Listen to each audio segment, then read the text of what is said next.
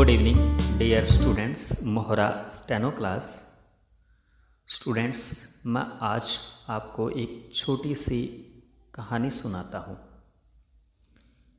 एक व्यक्ति ने सुकरात से सफलता का रहस्य पूछा कि महोदय, सफलता का रहस्य क्या है।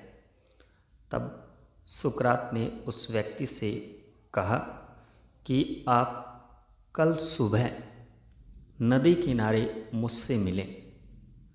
वह व्यक्ति अगले दिन प्रातः नदी किनारे पहुंच गया और सुकरात से ही वही प्रश्न दोबारा दोहराया। तब सुकरात ने उस व्यक्ति को नदी में उतरने के लिए कहा और स्वयं भी सुकरात उस व्यक्ति के साथ नदी में उतर गए। अचानक सुकरात ने उस व्यक्ति की नस पकड़कर उसे पानी में डुबो दिया और अपनी पकड़ मजबूत कर दी। वह व्यक्ति धीरे धीरे नीला पड़ने लगा और हाथ पैर चलाने लगा। खूब प्रयास किया नदी से बाहर निकलने के लिए, लेकिन सुकरात की पकड़ बेहद ही मजबूत थी। कुछ समय बाद जब वह काफ़ी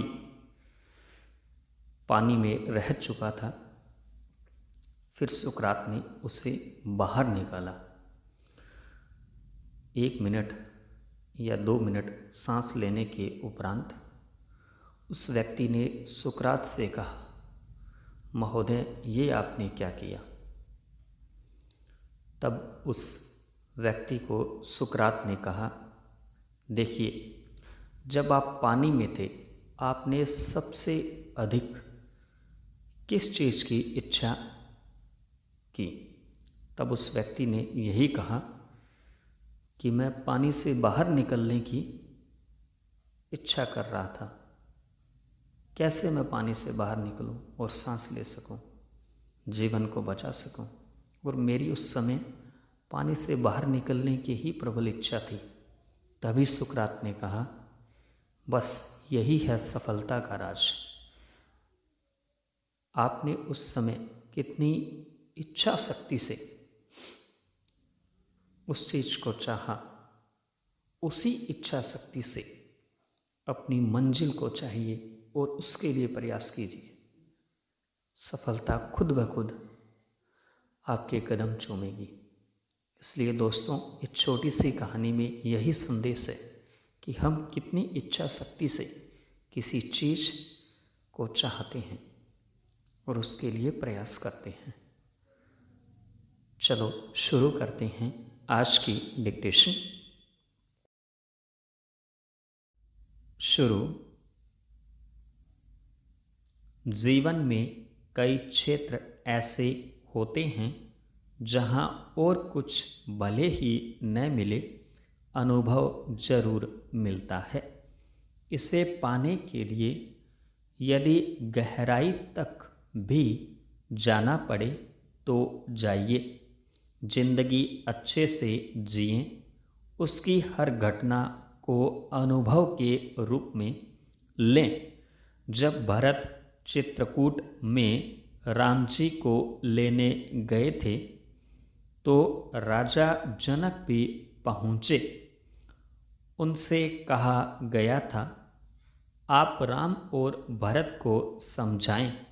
जनक बड़े विद्वान थे, लेकिन श्री राम और भरत की स्थिति को देखकर उनको समझ नहीं आया कि क्या करूं। धर्म, राजनीति और ब्रह्म विचार, धर्म, अध्यात्म का गहरा ज्ञान, इन तीनों में अपनी बुद्धि के अनुसार मेरी गति है, लेकिन फिर भी राम और भरत के लिए कुछ नहीं बोल पाऊंगा। आप धर्म के कितने ही जानकार हों, जीवन में कुछ स्थितियां ऐसी बनेंगी कि धर्म की समझ बुझ सकती है।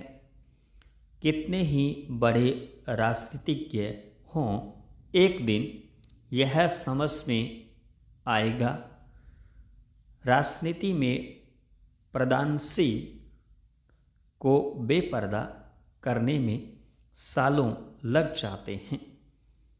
रहा सवाल ब्रह्म विचार का, इसे तो जानने के बाद भी लगता है कुछ जान नहीं पाए।